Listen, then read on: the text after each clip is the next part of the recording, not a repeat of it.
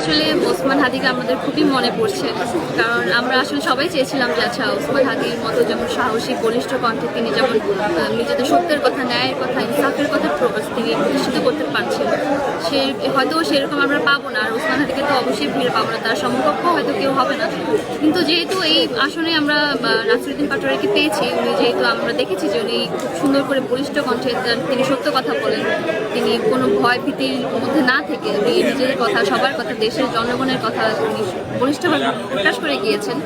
তো আমরা চাই যে হয়তো এইভাবেই হয়তো প্রজন্ম এগিয়ে যাবে। ওসমান হাদির সমকক্ষ থেকে অবশ্যই হবে না, কিন্তু সেই পদাঙ্ক অনুসরণ করে যেন সবাই তাদের শিক্ষা নিয়ে বেশ তাদের বলিষ্ঠ মনোভাব, তাদের সত্য কথা বলার যে ইয়েটা, তারপর তাদের সাহসী মনোভাব, তাদের এগিয়ে আসার জনগণের পক্ষে, তরুণদের জন্য, ন্যায়ের জন্য তাদের এগিয়ে আসার যে মনোভাবটা, এটাই আসলে এখন খুবই মিস করছিলাম।